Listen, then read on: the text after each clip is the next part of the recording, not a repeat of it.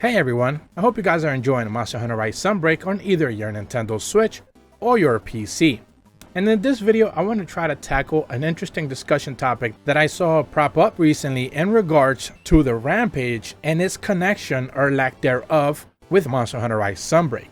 Essentially, people were wondering if the inclusion of afflicted monsters and afflicted hunts, and of course, afflicted research, which is the key phrase that they use when they talk about discovering what the Curios are doing to these monsters in Monster Hunter Rise Sunbreak, could that actually have saved the Rampage and actually gave it a real reason to be able to have more exciting, more interesting, more engaging hunts within it. Basically, the ongoing conversation right now when it comes to those afflicted hunts, and I've gone over this in multiple videos already, is that people are kind of getting pretty tired of just having to farm afflicted parts to either craft a new weapon.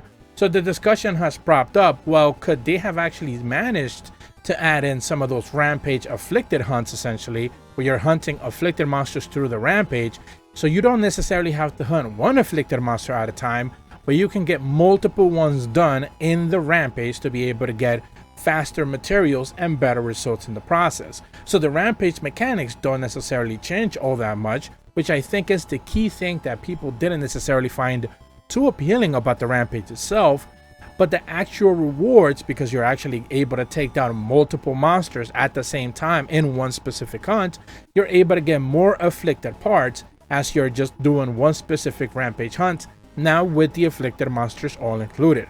Now, does this actually make sense story-wise? Probably not, but at the end of the day, none of this stuff really matters. Crimson Glow Valstrax doesn't really make a lot of sense as to why they showed up in Rise to begin with, but you know, lore-wise, they just made it work because they wrote him into the game. You know, Allmother Narwa appearing in Sunbreak in the middle of you actually trying to level up your master rank doesn't really make a lot of sense either, you know, since you basically already took care of it, but then they brought it back again and they actually wrote in specific dialogue to kind of make like an actual excuse as to why you needed to hunt it. So it's not like any of this lore-wise actually needs to make sense. So putting afflicted monsters in a Rampage scenario for the better understanding that you're able to take down more of them in one hunt so you can get better rewards, I think works out for the better. This also tackles the problem of like higher HP. Since we know afflicted monsters and their HP values are a little bit of a conversation topic as well in their own right, regardless of anything Rampage related. You know, people are just taking a little bit too long to be able to take down these monsters on their own, and even multiplayer where the health pools multiply the more people you actually have in the room. You know, that's also become a topic of conversation.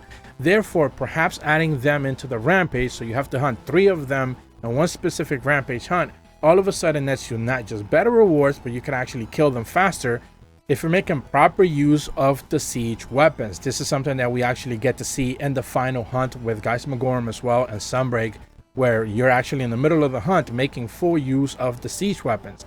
They made sure to add that in since you kind of like have to rely on those siege weapons for specific moments in the hunt.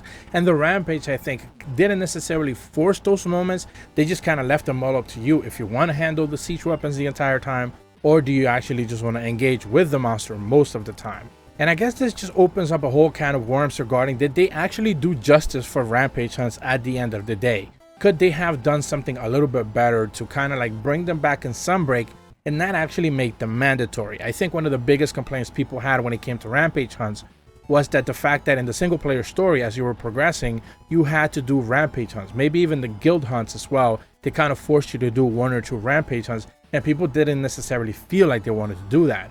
But making them completely optional and making them as an option, an alternate option, to be able to hunt afflicted monsters and get better rewards and faster rewards could be one of the better ways that they go about it, you know, making this hunt for afflicted materials, you know, a little bit easier to deal with. So I certainly want to hear your guys' feedback on this. Do you actually think they could do something potentially worthwhile by putting afflicted monsters in a Rampage scenario so we can get better hunts a little bit faster and get better rewards when it comes to afflicted materials, which seem to be the crux of endgame farming at this point in time? If you're brand new to my channel, be sure to leave a like and subscribe, hit the bell to receive notifications when the videos go up, and as always, thank you so much for watching. See ya.